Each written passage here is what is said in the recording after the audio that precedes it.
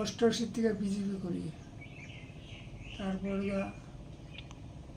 90 হয়েছি ডিস্ট্রিক্টের সদস্য প্রথম, 96 হয়েছি স্টেট কাউন্সিলর এইচএস রায় সদস্য। কিন্তু যখন সরকার এসে সরকার আসার পর আমরা বিধানসভার মধ্যে আমি তখন লোক জাগরণ মঞ্চের প্রেসিডেন্ট আসলাম, এরপর আরও কিছু আসলাম, অনেক RSSের সদস্য আসলাম। কিন্তু আমি সরকারের তরফ থেকে আমি কোনো কিছু পাই না, এবং আমার সরকারের তরফ থেকে কেউ আমার দেখতে হয় না। মাঝে একবার আমার ডিস্ট্রিক্টের প্রেসিডেন্ট নতুন যেন হয়েছে বিপ্লব চক্রবর্তী এবং নারায়ণ দেবনাথ, তারা একবার আইসা আমার প্রাক্তন কর্মকর্তা হিসেবে আমার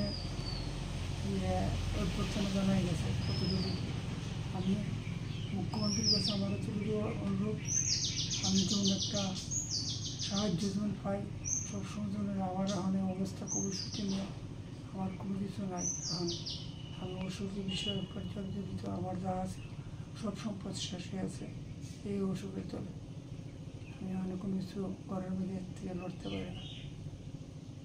আমার লিভার, তারপর কিডনি, সুগার, তারপর শরীরের মধ্যে জল হয়ে থাকে, ওই যে পেটটা আমার খুলতে দেখা, সপ্তাহে জল খুলতে লাগে হবেন না।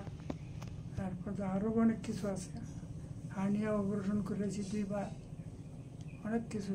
আমি রাজীব ভট্টাচার্যের কাছে একবার কইছিলাম ফোনে, তখন ILS আসতাম, কোনো আমার লেগে কোনো সারা শব্দ করছে না, কোনো সারা শব্দ করছে না। তারপর আমার ছেলের বিষয়ে গেছিলাম একবার রাজীব ভট্টাচার্যের কাছে, আমার প্রতিমা বই করে দেখাইছে, তখন রাজীব ভট্টাচার্য আসিল স্টেট প্রেসিডেন্ট।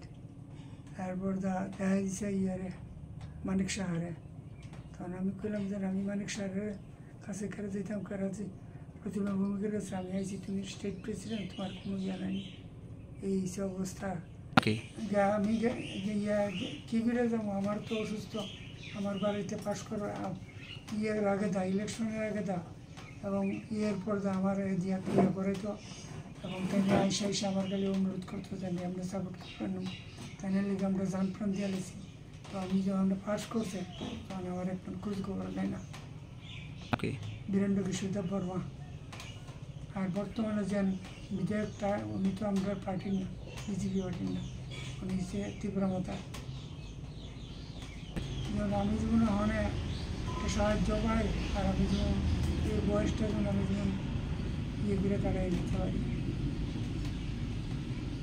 আমার নাম সন্তোষ দেব, পাতালিয়া বাড়ি, গোড়াহাটি কনস্টিটিউশন। আমার বয়স 2, আর